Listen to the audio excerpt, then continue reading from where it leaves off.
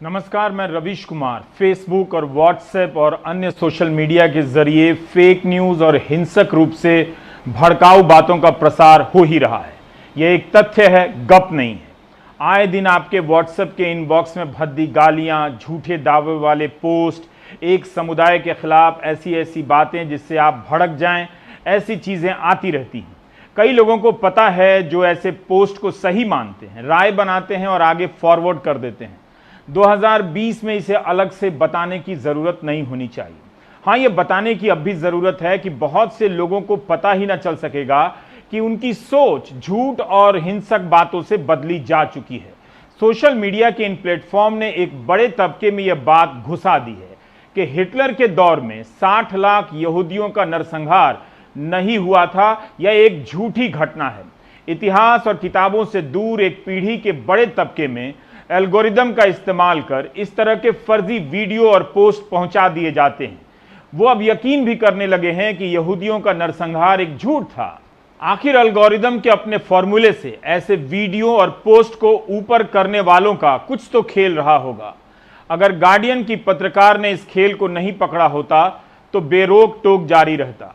अब भी इसके जारी रहने की खबरें आती रहती हैं। जब नरसंहार की इतनी बड़ी घटना अपने दिमाग और चश्मे की नज़र से गायब की जा सकती है तो फिर झूठ को सच क्यों नहीं साबित किया जा सकता है, खासकर तब जब इसमें गोदी मीडिया का साथ हो। भारत के संदर्भ में कह रहा हूं। भारत और दुनिया भर में अमेरिकी अखबार वॉल स्ट्रीट जर्नल की एक रिपोर्ट को लेकर राजनीतिक हंगामा हो रहा है।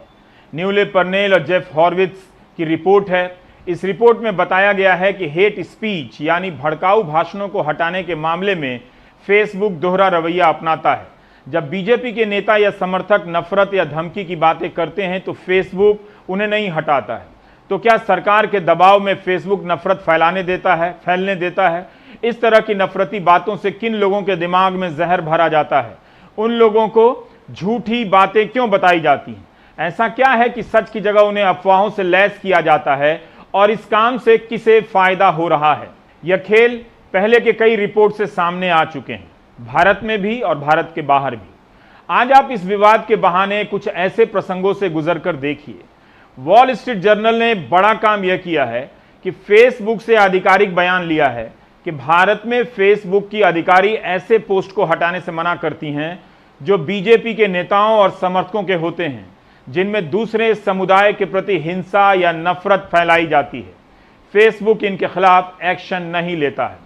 इस रिपोर्ट के अनुसार भारत में फेसबुक की पब्लिक पॉलिसी हेड अंकी दास हैं, जिनकी टीम का काम है नफरती और भड़काऊ पोस्ट को हटाना, ऐसे पेज को बैन कर देना। मगर अंकी दास ऐसे पोस्ट और पेज के खिलाफ कार्रवाई नहीं होने देती हैं।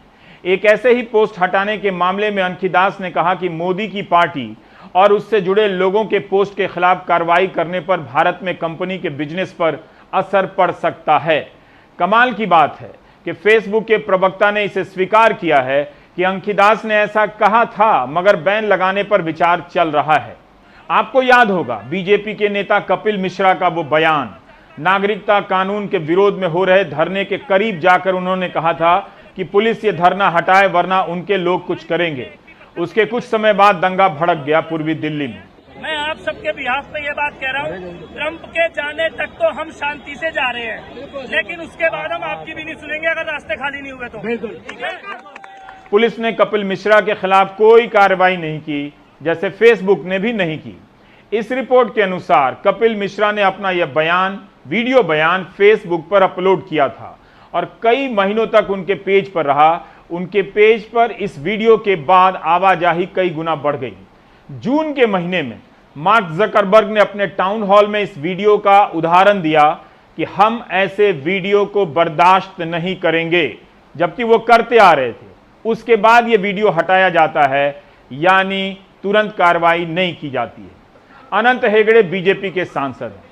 हाल ही में इन्होंने बीएसएनएल के कर्मचारियों और अधिकारियों को गद्दार, देशद्रोही कह दिया था। अनंत हेगड़े ने अपने पेज पर मुसलमानों के खिलाफ कई आपत्तिजनक बातें लिखी। इस रिपोर्ट के अनुसार उन्होंने लिखा कि मुसलमान कोविड के जरिए देश में कोरोना जिहाद फैला रहे हैं। याद कीजिए तबलीगी का वो समय। इसी बात के लिए ट्विटर ने अनंत हेगड़े का पेज निलंबित कर दिया, मगर फेसबुक ने कोई कार्रवाई नहीं की। तेलंगाना से बीजेपी के विधायक हैं टाइगर राजा नवल सिंह।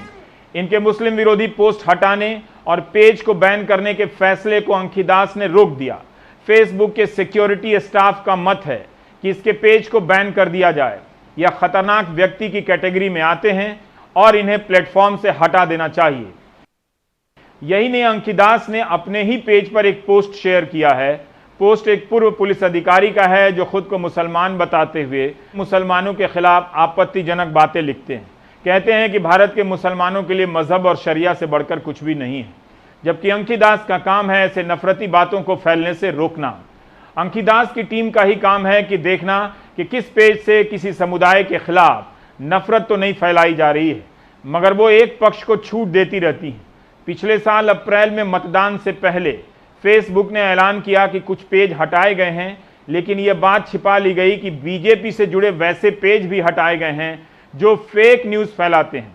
अंकिदास ने ऐसा करने से रोक दिया क्योंकि फिर खबर छपती कि बीजेपी से संबंधित कौन कौन से पेज से झूठी खबरें फैल रही हैं। अमेरिका में फेसबुक की नीति को लेकर आए दिन सवाल उठते हैं और बहस होती रहती है। फेसबुक पर कई गंभीर आरोप लगे हैं कई देशों में।